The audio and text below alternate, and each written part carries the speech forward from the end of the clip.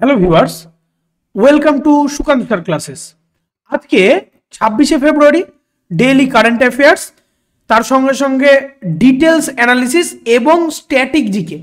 এই static GK এবং current অ্যাফেয়ার্সের আজকের ভিডিওতে তোমরা পেয়ে যাচ্ছ বিভিন্ন রকম গভর্নমেন্ট স্কিমস 2024-এর 2024 এর বিভিন্ন গভর্নমেন্ট স্কিমসগুলো। ঠিক আছে, গভর্নমেন্ট স্কিমস এই টোটালটা নিয়ে আজকের ভিডিওটা। যারা আমাদের চ্যানেলে নতুন অবশ্যই চ্যানেলটি সাবস্ক্রাইব করো এবং বেল আইকন প্রেস করে রাখো। তার সঙ্গে সঙ্গে নিচে ডেসক্রিপশন থেকে টেলিগ্রাম লিংকের সঙ্গে জয়েন হয়ে যাও সমস্ত ভিডিও পিডিএফ নোটিফিকেশনগুলো পাওয়ার জন্য। ওকে, এর সঙ্গে সঙ্গে আমাদের রোজ 7 AM তোমরা রেগুলার 7 AM এ এরকম কম্প্যাক্ট ভিডিওগুলো পেয়ে যাচ্ছ। এর সঙ্গে সঙ্গে রাত 10টায় 10 PM এ ম্যাথামেটিক্সের ওপর সম্পূর্ণ চ্যাপ্টার ওয়াইজ পিওয়াইকিউ চলছে। আপকামিং সমস্ত পরীক্ষা কভারেজ দেবে। এখন আমাদের টার্গেট থাকছে হচ্ছে সামনের 16-17 তারিখে ফুড এসআই। তো ফুড এসআই এর উপর বেস করে এখন সমস্তটা কিন্তু প্যাটার্ন চলছে। ওকে, তো সবার প্রথম আজকের কারেন্ট অ্যাফেয়ার্স দেখে নাও। সালহের দুর্গ, শিবনেরি দুর্গ এবং পানহালা দুর্গ সম্প্রতি খবরে দেখা যায় ভারতের কোন রাজ্যে এটি অবস্থিত? মধ্যপ্রদেশ, মহারাষ্ট্র, কর্ণাটক নাকি রাজস্থান? সঠিক উত্তর হয়ে যাবে অপশন নাম্বার বি, মহারাষ্ট্র। মহারাষ্ট্রে কিন্তু এই দুর্গগুলো দেখা যাচ্ছে এবং এগুলো সম্প্রতি খবরের শিরোনামে উঠে আসছে। তো পরীক্ষার সময় আপকামিং যে পরীক্ষাগুলো আছে তাতে কিন্তু এই ধরনের কোশ্চেনগুলোই আসে এবং এই গেটআপেই অঙ্কগুলো মানে জিকে গুলো কিন্তু বা কারেন্ট অ্যাফেয়ার্স গুলো কিন্তু দিয়ে থাকে। ঠিক আছে, আর তোমরা মাথায় রেখো সামনের ফুড এসআইতে কিন্তু 50টা থাকছে কারেন্ট, 50টা হচ্ছে টোটাল জিকে থাকছে। তার মধ্যে স্ট্যাটিক, ঠিক আছে, স্ট্যাটিক প্লাস কারেন্ট অ্যাফেয়ার্স মিলে কিন্তু 15 থেকে 20টা কোশ্চেন কিন্তু থাকছেই। ঠিক আছে, স্ট্যাটিক কারেন্ট অ্যাফেয়ার্স মিলে। ওকে, চলো, তো এটার উপর খুব গুরুত্বপূর্ণ কিন্তু মানে আমাদের গুরুত্ব বাড়াতে হবে এটার উপর। ক্যারাইভেটি পাখি অভয়ারণ্য এবং লংউড শোলা রিজার্ভ ফরেস্ট সম্প্রতি খবরে দেখা গেছে কোন রাজ্যে এটি অবস্থিত? তামিলনাড়ু, অন্ধ্রপ্রদেশ, গুজরাট নাকি কর্ণাটক? সঠিক উত্তর হয়ে যাচ্ছে তামিলনাড়ু। এরপর দেখো কোশ্চেন নাম্বার 3। তো এই ধরনের ভিডিওগুলো যদি তোমরা রেগুলার খাতায় নোট ডাউন করো ওয়ান লাইনার হিসাবে, দেখা যাবে 2 মাস 3 মাসের মধ্যে তোমাদের ডিটেলস খাতা কিন্তু তৈরি হয়ে যাবে এবং তার সঙ্গে সঙ্গে এর বাইরে কোনো কারেন্ট অ্যাফেয়ার্স কিন্তু থাকবে না। ঠিক আছে, আমি রেগুলারের কারেন্ট অ্যাফেয়ার্স সম্বন্ধে এখানে দিয়ে দিচ্ছি এবং রাত 10টায় যে লাইভ সিরিজ ম্যাথামেটিক্সে চলছে তার মধ্যে কিন্তু এইখানে যা যা করানো হচ্ছে তার কিছু কোয়েশ্চেন আনসার ওখানে তুলে ধরা হচ্ছে। ঠিক আছে, মার্তান্ড সূর্য মন্দির পরীক্ষার পয়েন্ট অফ ভিউ থেকে খুবই গুরুত্বপূর্ণ, প্রচুরবার আসছে। মার্তান্ড সূর্য মন্দির সম্প্রতি খবর দেখা গেছে কোন রাজ্য বা ইউনিয়ন টেরিটরিতে এটি অবস্থিত? লাদাখ, রাজস্থান, জম্মু কাশ্মীর নাকি মধ্যপ্রদেশ? সঠিক উত্তর হয়ে যাচ্ছে অপশন নাম্বার সি, জম্মু এবং কাশ্মীর। চল 4 নাম্বার কোয়েশ্চেন। সম্প্রতি সংবাদে উল্লেখ করা ইরোসিটা বিষয়টা কি? ইরোসিটা বিষয়টা কি?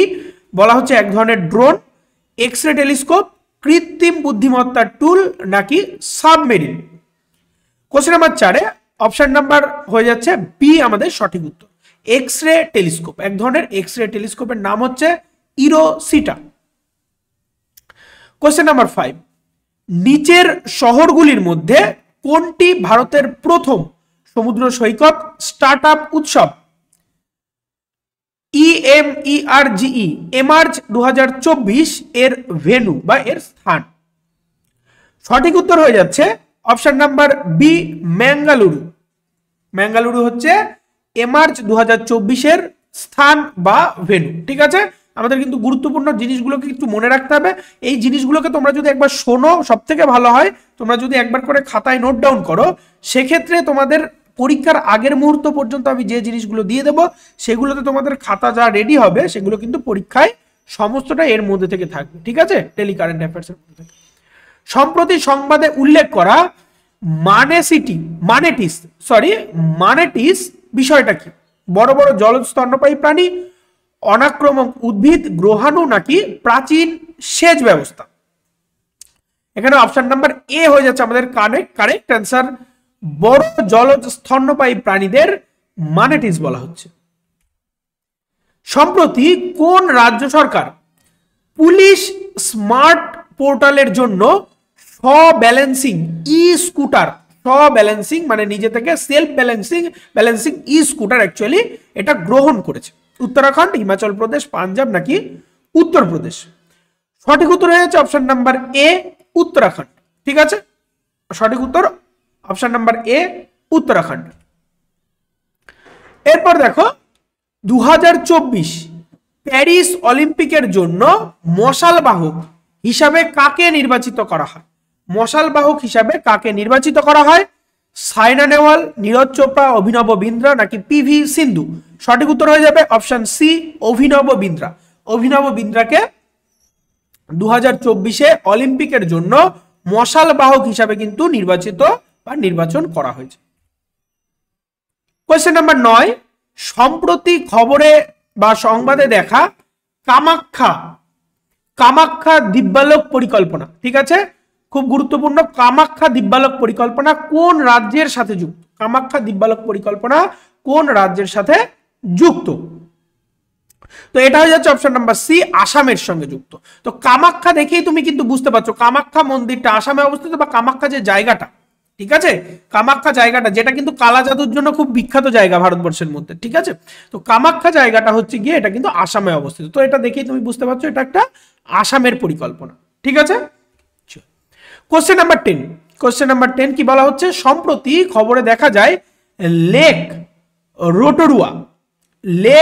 রোটোরুয়া কোন দেশে অবস্থিত?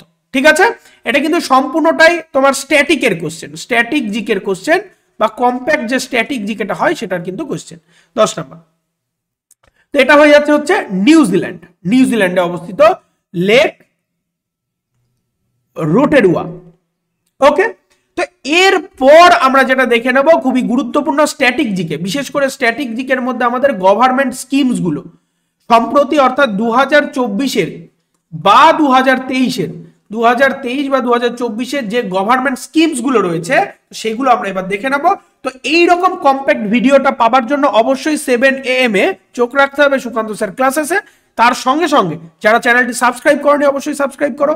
তার সঙ্গে আমাদের টেলিগ্রাম, নিচে ডেসক্রিপশন থেকে টেলিগ্রামের সঙ্গে যোগাযোগ করে নাও বা জয়েন হয়ে যাও, সেখানে কিন্তু সমস্ত ভিডিও, পিডিএফ এবং লাইভ সিরিজগুলো যা যা হচ্ছে সমস্তটা তোমরা পেয়ে যাচ্ছ। এর সঙ্গে আমাদের রেগুলার রাত 10টা থেকে রোজ 10 PM থেকে কিন্তু ম্যাথামেটিক্সের উপর PYQ নিয়ে লাইভ সিরিজ চলছে, তোমরা প্লেলিস্টে যাও বা ডেসক্রিপশন থেকে চেক করে নাও। এরপর দেখো 11 নম্বর কোয়েশ্চেন আমাদের গভর্নমেন্ট স্কিমস এর উপর। কোন দেশ ছাত্র এবং পরিবারের জন্য ঋণ ক্ষমা পরিকল্পনা, ঠিক আছে, ঋণ বা ডেব্ট যেগুলো পড়াশোনার উপর নেওয়া হয় সেটা মার্জনা করে দেওয়া হচ্ছে বা ক্ষমা করে দেওয়া হচ্ছে, এই ঘোষণা করেছে কে? অপশন হয়ে যাবে অপশন নাম্বার এ, সঠিক উত্তর হয়ে যাচ্ছে অপশন নাম্বার এ, আমাদের মার্কিন যুক্তরাষ্ট্র, ঠিক আছে, বা ইউএসএ কিন্তু এই নীতিটা নিয়েছে। খুবই গুরুত্বপূর্ণ একটা নীতি বা ছাত্রদের দিক থেকে খুবই কিন্তু ভালো একটা পরিকল্পনা। নেশামুক্ত ভারত অভিযান কোন কেন্দ্রীয় মন্ত্রক দ্বারা চালু করা একটি উদ্যোগ? সামাজিক ন্যায় বিচার এবং ক্ষমতায়ন মন্ত্রণালয়, স্বরাষ্ট্র মন্ত্রণালয়, আবাসন এবং নগর বিষয়ক মন্ত্রণালয় নাকি গ্রামীণ উন্নয়ন এবং উদ্যোক্তা মন্ত্রক?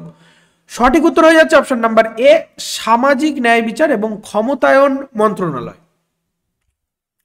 এরপর দেখো কোশ্চেন নাম্বার 13, অডিট অনলাইন, ঠিক আছে, অডিট অনলাইন